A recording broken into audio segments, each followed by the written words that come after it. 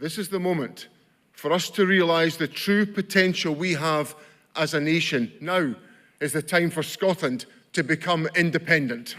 That rallying call came in his closing speech. But on day one, John Swinney had set out his plan for how to achieve independence, claiming if the SNP repeated their 2011 achievement of winning a majority of seats in next year's election, they'd have a mandate for another referendum. The precedent is clear. When the SNP win a majority, we deliver a referendum on independence. We did it in 2011. I want us to do it in 2026. Nobody knows the tactics I'm going to deploy if we get 65 seats in the Scottish Parliament. An amendment challenging that was backed by a number of SNP branches, including 3 in the south of Scotland. They called for the election to instead be fought as a de facto referendum, arguing if pro-independence parties won a majority of the list vote, they'd have a mandate for independence itself. Our only path to safety and freedom must be to test the will of the people of Scotland, our claim of right. And that test can only be guaranteed by making the 2026 Holyrood election into a de facto referendum. SNP delegates overwhelmingly supported the leadership's plan to win a majority of seats. Were you disappointed the amendment was defeated? Well, to some extent it would be naturally, but it wasn't just because I wanted the amendment to succeed for the sake of it. Had we not submitted that, I am convinced we wouldn't have had the same level of debate. Stewart was one of a number of members queuing to have a copy of Nicola Sturgeon's book signed by the former First Minister.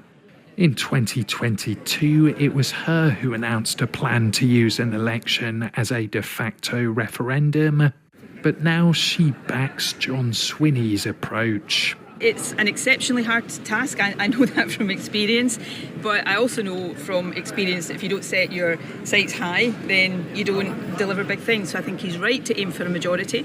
Local members told us it was time to rally around the leadership.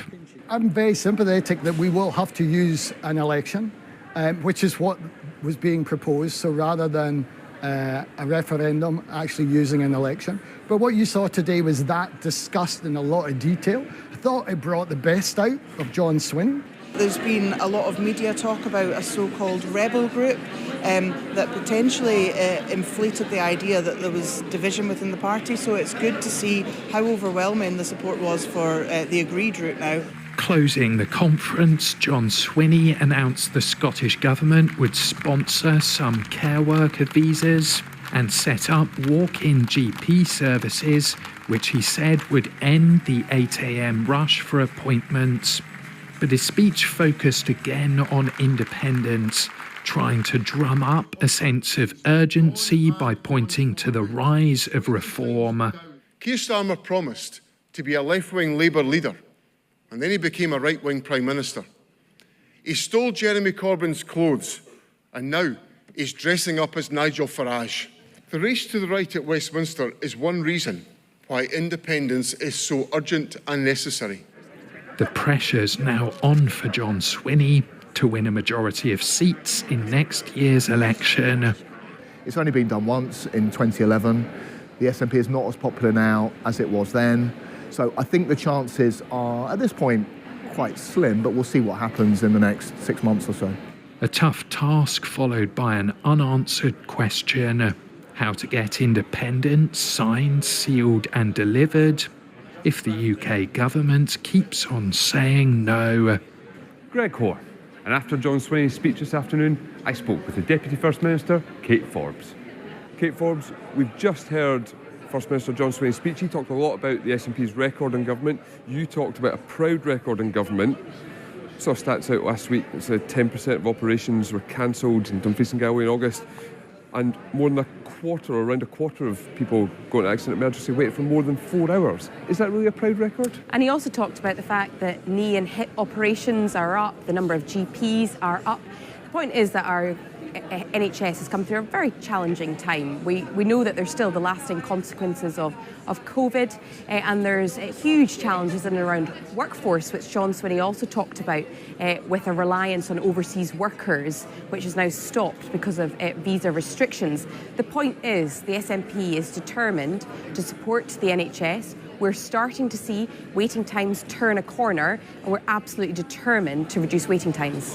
One of the big ticket announcements in this speech was walk-in GP centres.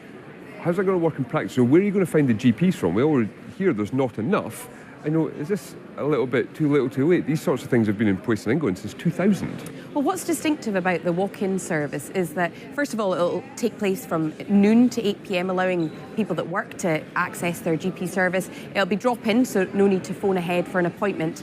And we're obviously going to work with the BMA and others over the course of the next year. We've set ourselves a year's preparation. There'll be 15 pilot drop-in centres initially, and you'll also see from the GP numbers, with GP numbers up 4%, there is an opportunity to staff these new centres. So you think we have enough GPs? They will be staffed by nurses and by GPs, so of course we'll ensure that they are adequately staffed.